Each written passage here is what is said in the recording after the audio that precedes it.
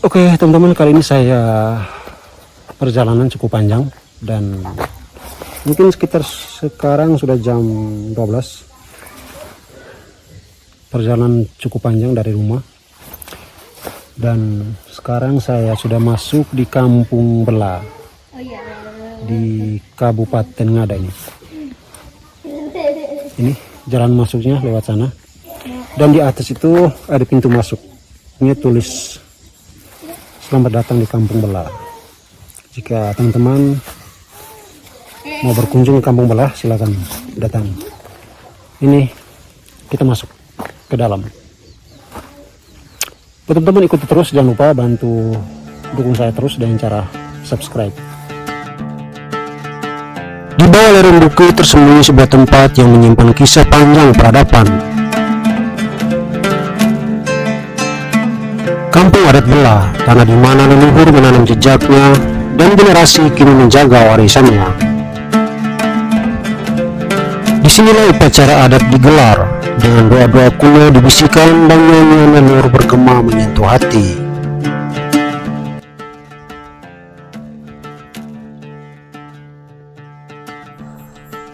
Oke teman-teman, kali ini saya berada di salah satu kampung adat di Ngada, tepatnya di Kampung Bela, Kecamatan Bejawa. Kecamatan Bejawa. Kecamatan Bejawa. Tepat di samping saya ada Om siapa? Thomas. Om Thomas. Orang asli semua? Tidak, saya pendatang. Om pendatang. Saya sebelah Om Henrikus. Om Henrikus. Jadi ini adalah Kampung Bela. Buat teman-teman bisa datang berkunjung ke Kampung Bela. Om, saya mau tanya sedikit tentang Kampung Bela. Iya.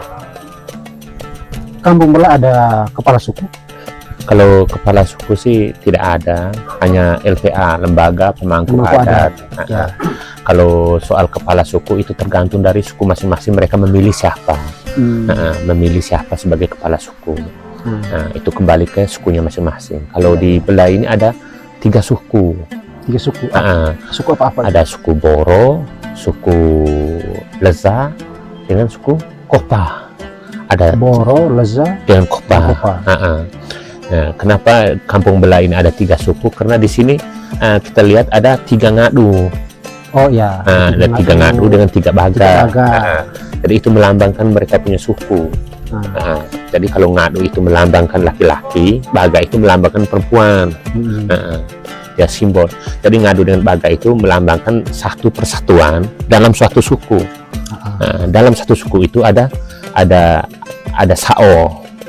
Ada sao lobo dengan sao puu. Terus ada dia punya kakaknya, kakak atau dainya dalam satu suku itu tuh. Jadi ada saka puu, saka lobo, dai dengan kakak atau kakak dai yang biasa kita sebut. Nah, terus dalam satu suku ada berapa rumah adat di sini? Tergantung. Kalau suku apa tadi? Suku Lobo? Kalau suku Boro, suku Boro atau Voe itu ada berapa rumah adat? Itu di sini ada sekitar, kalau Sakapu cuma 2 Sakalobo hanya dua sao. Sementara Sakapu itu tuh dia banyak ini sao. Jadi tergantung mereka di suku itu masing-masing juga. Jadi beda suku, beda dia punya tata cara atau ritual. Bukan ritual, dia punya fungsinya masing-masing. Terus dia punya jumlah sao-nya juga masing-masing. Kalau dalam satu suku dia punya orangnya banyak, pasti sao-nya juga banyak. Kalau dalam satu suku dia punya orangnya sedikit, pasti sao-nya juga sedikit. Itu. Nah, terus setiap rumah yang di dalam Kampung Bela ini itu ada nama-nama rumah adat semua? Iya, ada. Semua ada nama? Semua ada. Ini yang Om tahu nama-nama apa di sini?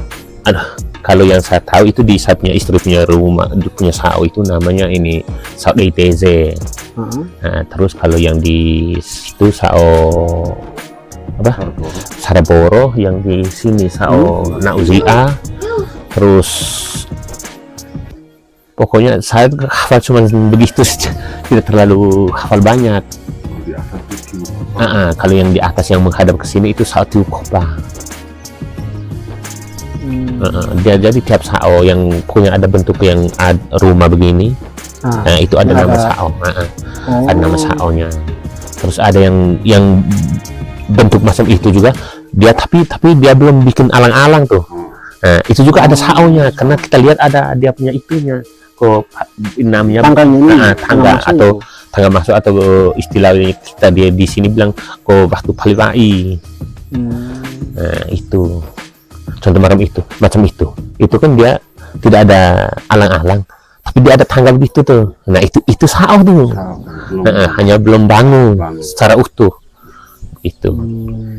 Ya masih istilahnya bilang tahan sementara. Ya. Nanti kalau ada modal, iya. Dia kan gitu. Biaya besar sekali. Biaya besar sekali. Bisa dengan ratusan juta. Nah, terus ritual ada di dalam kampung Bela ini setiap tahun ada berapa kali ritual ada? Kalau biasanya ritual adat itu 1 tahun 1 kali. Itu jadi saat rebah. Oh, yang paling besar itu rebah. Rebah. Itu semua. Itu rata-rata umumnya langa umumnya. Itu startnya tanggal 15 Januari itu kita ada misa umum. Berarti kalau rebah ini di dalam kampung umum Langa ini semua serentak.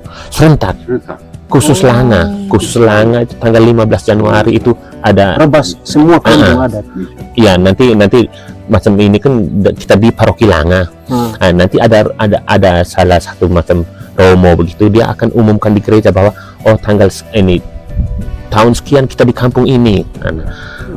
Jadi semua berapa anak kampung ini datang ke kampung contoh bilang tahun 2026 kita di kampung Bela. Jadi semua orang Langa yang bilang kumpul semua di sini. Jadi kita istilahnya bilang bisa syukurlah. Nah, itu tanggal 15. Nah, ketika tanggal 16 malamnya itu kan sudah masuk ke saonya masing-masing, ke kampungnya masing-masing. Mereka akan ritual adat untuk memberikan makanan nenek moyang, begitu. Itu di tanggal 16 malam. Itu biasa istilahnya bilang kobet deke. Kalau soal ini upacara adat ya paling rebah itu.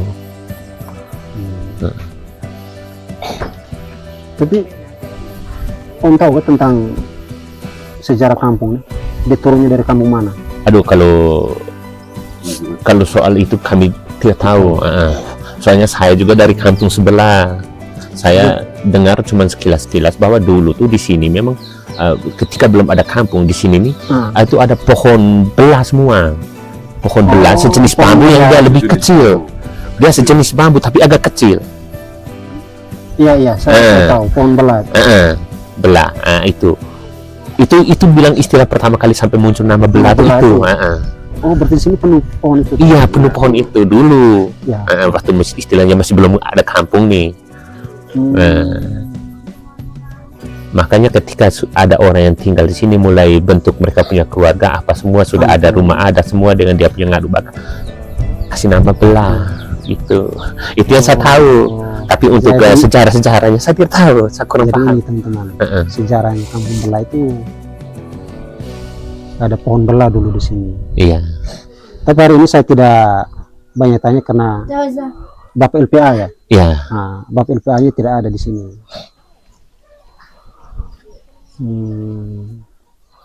Coba kalau ada Bapak LPA kita bisa tanya banyak, bisa dapat informasi juga banyak. Kalau macam saya kan istilahnya dari kampung sebelah, pengaruh dapat istri di sini, dapat orang di sini. Makanya saya tahu cuma sedikit-sedikit. Ada yang cerita saya begitu.